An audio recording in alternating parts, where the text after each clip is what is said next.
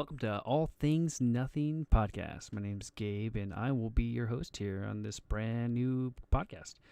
Well, let's just kind of get into it and get the awkward pleasantries out of the way. My name's Gabe. Started a podcast, had an idea about it for probably a year and a half, 2 years, honestly, probably more like 3 or 4 years.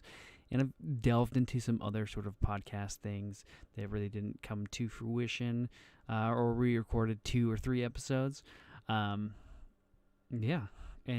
finally got a mic, finally invested into a nice mic, found some nice intro music. Hope you guys like the intro there. Edited on that and worked on that for quite some time. But yeah, this is a podcast that's really, I kind of wanted to leave it open-ended. It's about all things. It's about nothing. It's about everything. There's not a specific genre that I wanted to sort of pigeonhole myself into. I have a lot of favorite topics that I'll probably cover. I enjoy gaming. I enjoy sports. I enjoy movies and music. There's so many types of things that I would like to talk about and get into and hopefully explore through this podcast in general and just over time, and just talk and build a community and see kind of where it goes. I usually have a lot to talk about and just kind of go off, so I'm kind of doing this solo right now, and we might have some guests or some people on in the future, but I'm not entirely sure at this very moment. I mean, just the first episode, so yeah. It's just kind of something I wanted to do, and I hope wherever it goes, it's going to be about all things. It's going to be about all things nothing, really. So I can't wait. Let's see. First topic that I enjoy, that I want to kind of start off with, was my favorite game, favorite console. I started gaming. Man, I didn't start gaming until my grandma came up from California.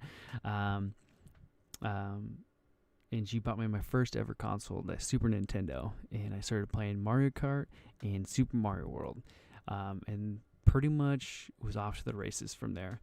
Just been a hardcore gamer ever since then. Mario Kart and Super Mario World. A little while later, I finally got my first PlayStation.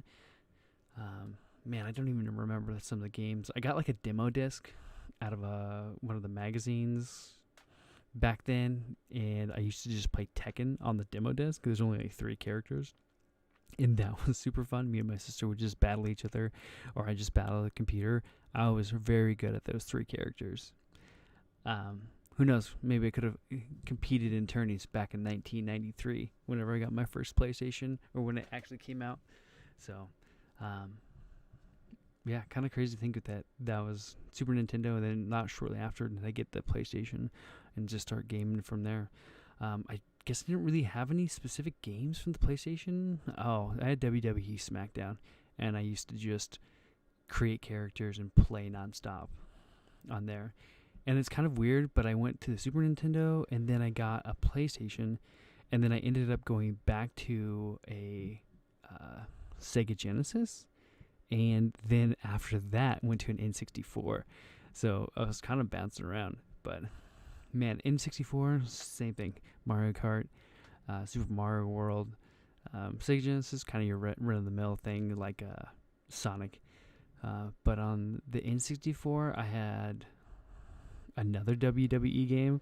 I'm really into wrestling too, and I always have been as a kid. It's just some of the fun things that I like to go into and have fun with. I really enjoy the storylines of WWE. I know it's not for everybody, but it's just, when you let yourself sort of, let go from the corniness and kind of be into something that's being in that world, being in the storylines. I know that they mess it up from time to time, but it's a lot of fun. Let's see. For the N64, I had this WrestleMania 2000, and you had like 140 or 150 like created characters, and you just could create any character and different moves. I would spend hours and hours just creating like block art characters and movesets and they had different things. They had like KO moves, and they had like submission moves. And I just remember creating characters that just one character's his only moveset was just submission moves, and that was it. He would just submit people with every single move he did. Everything was was set up for submissions. Another person, he was just totally his whole moveset was all about TKOs. And then there was another one about bleeding. You could win by like bleeding apparently. And all of his movesets were like that. So that was so much fun to create as a kid. Let's see, from the N64, kind of going backwards, but I think I got a PlayStation 2 afterwards. Wasn't really allowed to play a lot of violent games, or supposed to. For sure, Mom didn't like that. But I ended up getting a copy of Grand Theft Auto. And the GTA, it would have been not the original GTAs, but the first one where it was like you could explore the world. Even looking back then from what GTA was, for a couple hours, a couple years, like it was still rocks off, like awesome game.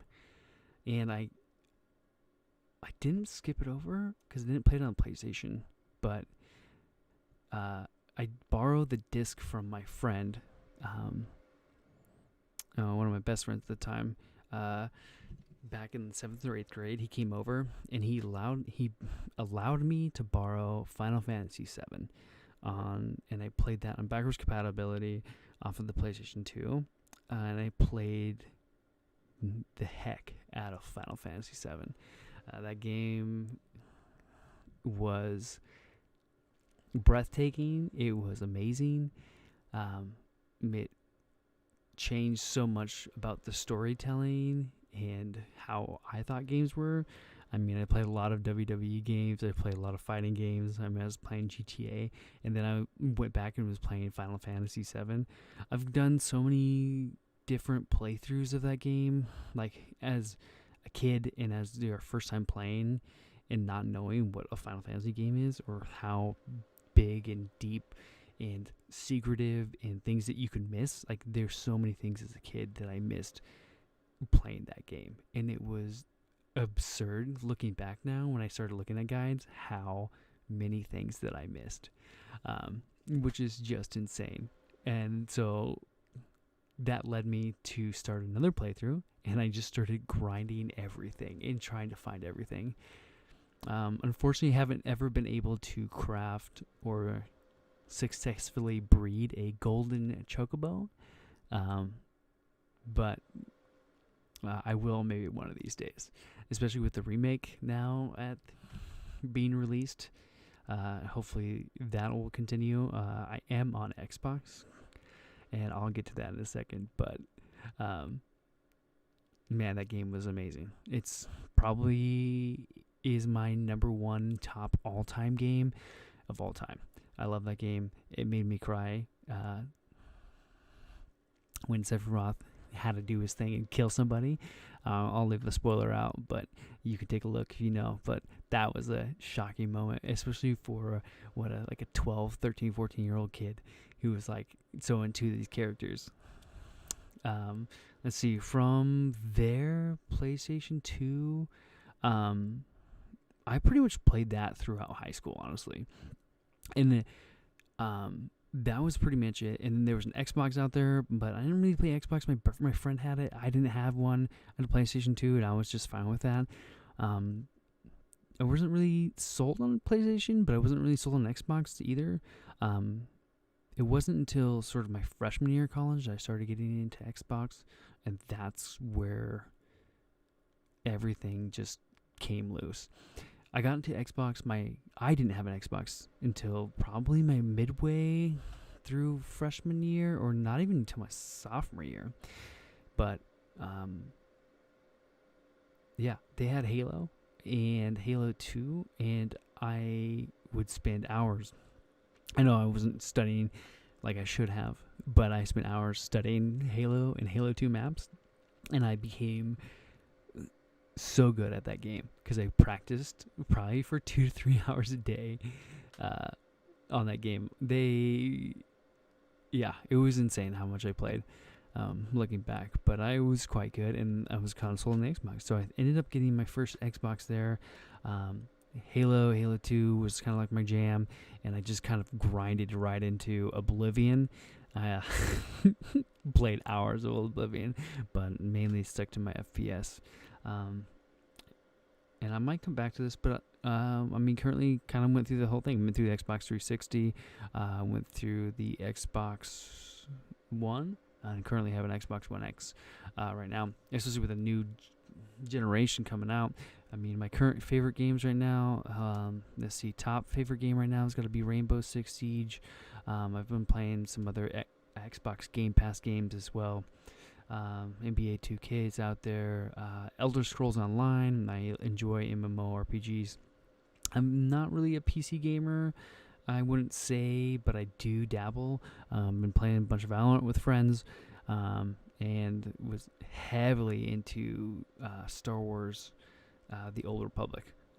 Got really into that, and so that's kind of my favorite thing. And then as far as mobile gaming goes, I'm not really a mobile gamer, but I kind of low-key am now. I've gotten to a game called Marvel Strike Force, and it's just like a gacha game. But it's probably one of my favorite games, and I've been playing it for a while now.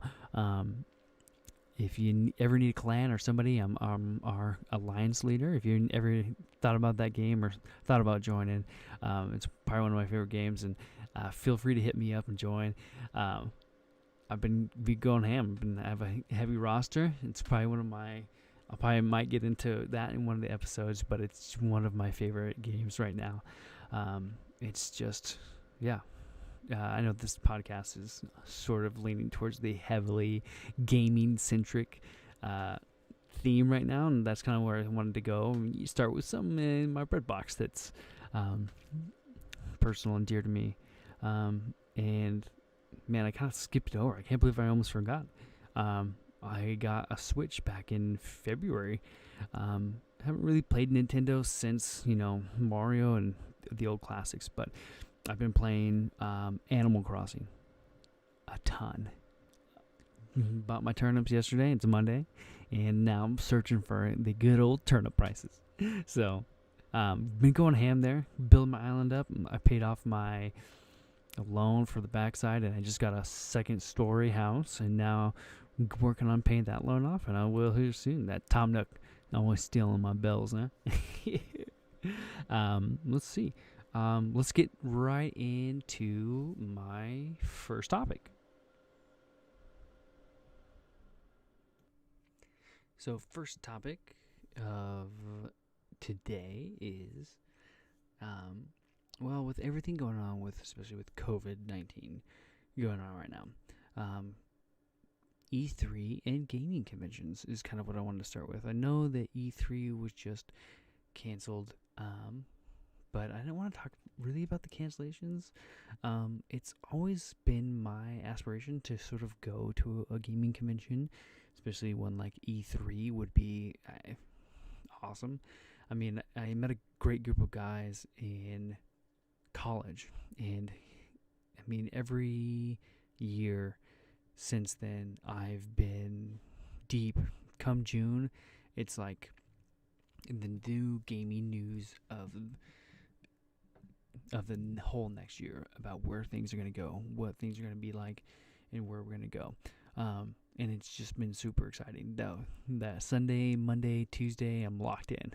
On my Xbox or on Twitch, watching conferences, watching the Bethesda conference, watching the Xbox conference, the showcase, the PlayStation, Sony showcase, and I haven't really been, but I still watch the Nintendo showcase, and then everything else related to that has always been quite fun, but it's always been sort of my dream to go to a gaming convention. I don't know why. I know that it probably... my standards or my hopes are probably set too high of like what I expect it's going to be like, but it's always a fun thing that especially as a gamer for so long, that it's been sort of one of my favorite things to go do, to dream about going and doing. Let's see, living in the Pacific Northwest, especially in Seattle, they have PAX Prime now. It used to be like PAX West, but I think it's called the PAX Prime because that's kind of where it originated. But I think this year we're planning on going, and I think that I mean, depends on if they still have it. But it's always kind of been a joy, something that I've been wanting to go to and wanting to go do for a long time. It's I don't know why, because I don't know there's anything specifically that I want to go do or anything like that. It's just one of the things that I want to go do and hang out with. It's kind of like a festival going on, and it's a gaming festival, and I enjoy pretty much all things gaming for the most part, and I just think that would be a fun sort of venture to go into, especially with PAX Prime being so different than E3, than like primary news sources, because PAX Prime's usually, it has some secular sort of gaming news or gaming stuff that goes on. A lot of developers do not secret stuff, but certain things there. I know my game did something at PAX Prime. The Marvel Strike Force did something there last year. I think they've done something at San Diego Comic-Con, which makes sense because they're with Marvel as well. But it's always been fun to sort of see these developers do different kinds of things at these conventions, and wanting to go take part of the sales that they have there. They probably jack up their prices most likely, but the allure about going there and spending time, and just being able to wander around and just get immersed in sort of the gaming culture and gaming stuff, it's just always been a lot of fun, especially just growing up around it and not ever really being to a convention. I mean, if you've ever been to a convention, or if you've gone, experienced it before, maybe fill me in. Maybe my aspirations or my standards are way too high, and it's just like it's not anything of what you thought or what you described. Fill me in. Hit me up on Twitter. I'll leave all of that information at the end, and we'll kind of reconvene. But man, E3, man, I think for the last especially 3 to 5, 6 years, I've just been so interested and piqued by it. It leads so much news for the whole next year. I know there's other gaming conventions throughout the rest of the year that have other similar things. And I know Nintendo's been doing their Nintendo Direct for quite some time as well. But E3 is just sort of, I remember when it was a huge convention and there was just tons of people there. And then I remember the meme years where they had nobody there. There was only developers only, and everybody was just joking about it and how they opened it back up, and it was like this nice convention, this huge thing. I remember G4 TV, kind of outdating myself there, but G4 TV, when they do, and when they went and did like interviews and they had everything, that was super fun to watch. It's always just kind of been so fun, like super fun festival, and cool thing to see, and all the news that comes from it just blows up. And all the trailers, man, I can't count how many hours I've probably spent just rewatching E3 trailers for hours. Like, I've seen them probably multiple, like 20, 25 times, and I'll watch it again just like a little kid, and I know what's coming, I know what's going to happen, and it still amazes me to just kind of watch those trailers over and over again. Yeah,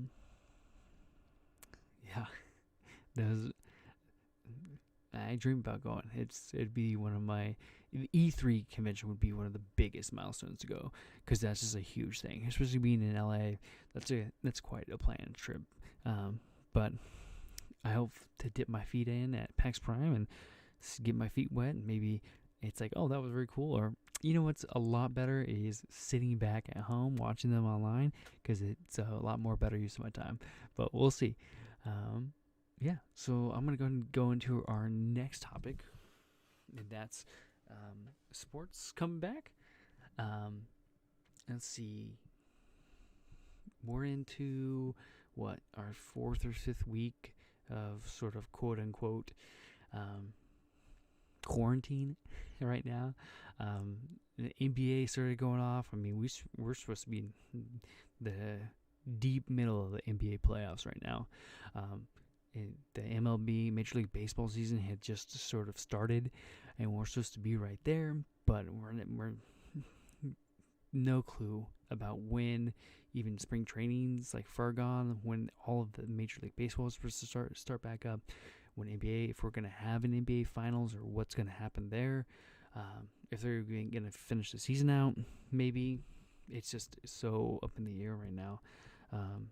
I am a big UFC fan, and I have been since college. I've just been really into it. I'm not sort of, a casual, like, watch it here and there.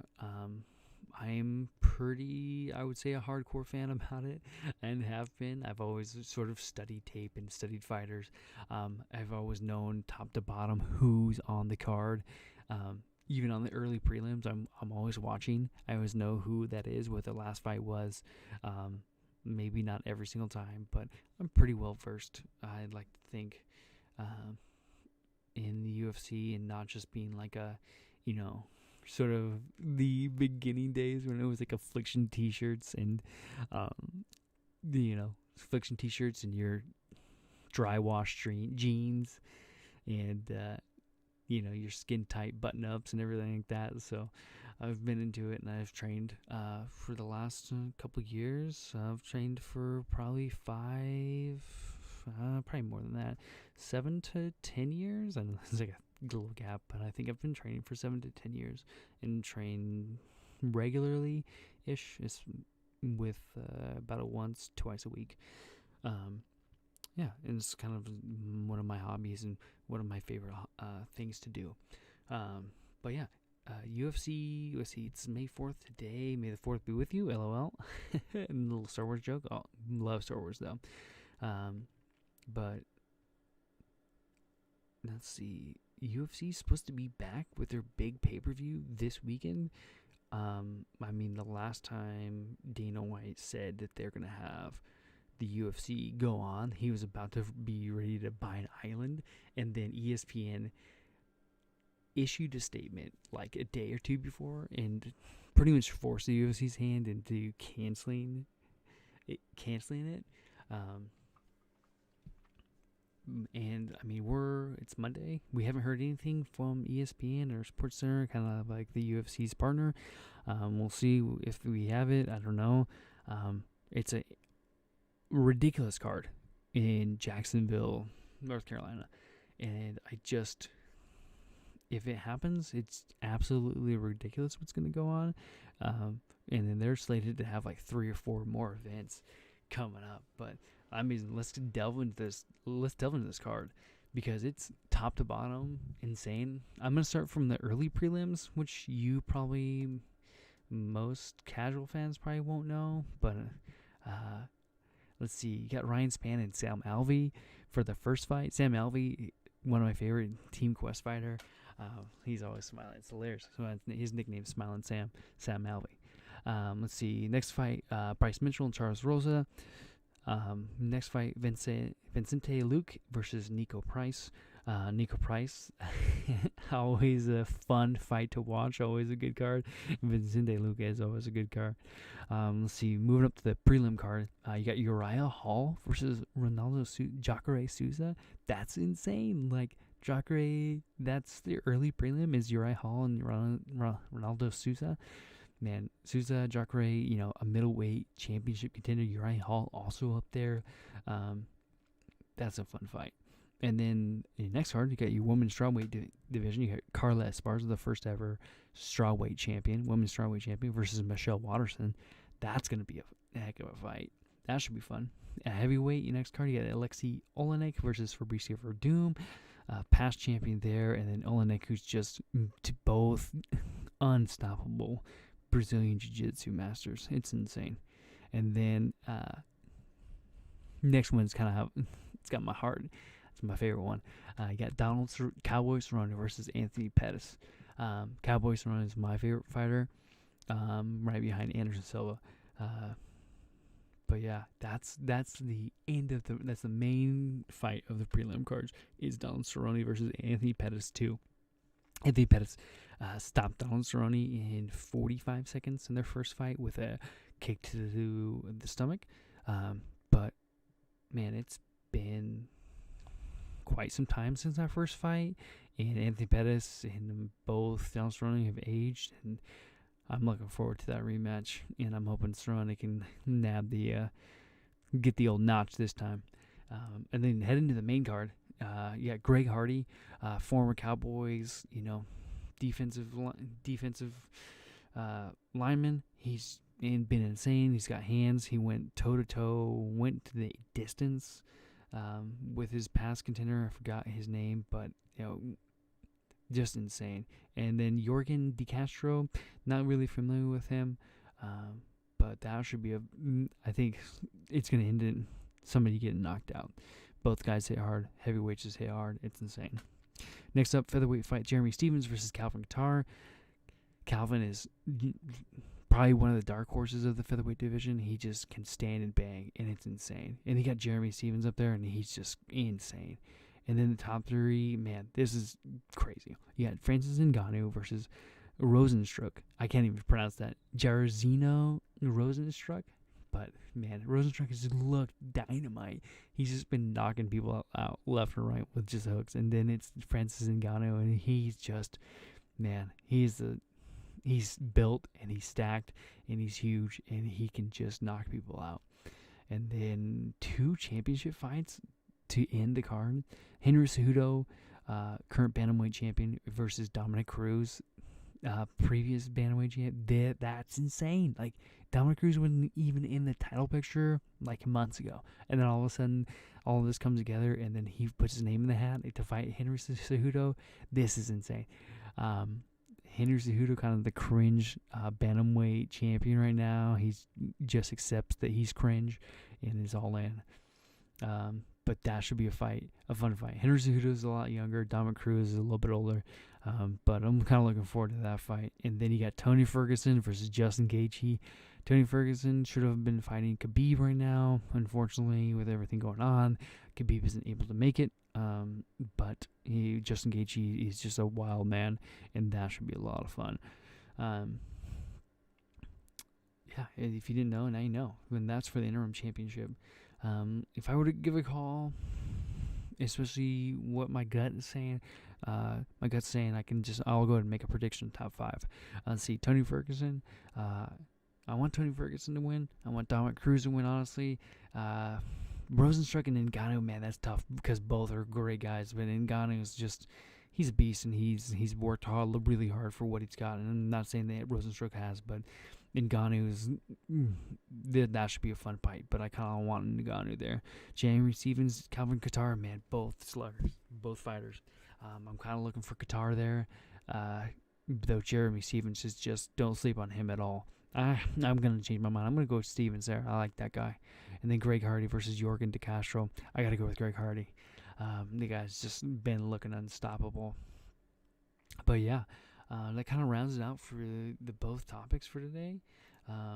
What are your thoughts? Let's see. First topic, we kind of talked about E3 and gaming conventions. I kind of talked about not ever really being with one, and I don't really know what it's like. But really looking forward to going and seeing what they're about and being involved there. And our second topic kind of talked about sports coming back. I'm looking forward to that. That should be a lot of fun with sports coming back. But yeah, what was your favorite topic? What was your favorite game, favorite console growing up as a kid? What's your favorite mobile game right now?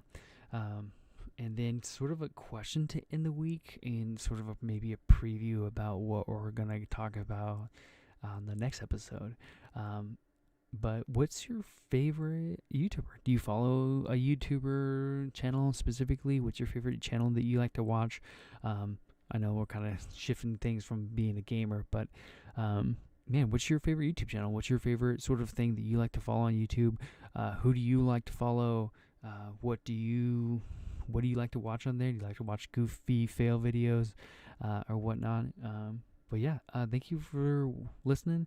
I know it's the first episode, probably a little bit rough, but we're gonna work out the kinks, and I'm gonna get better at this and keep going. And I guess we'll reconvene on the next episode of All Things Nothing podcast. Thanks for being here, and have a good day.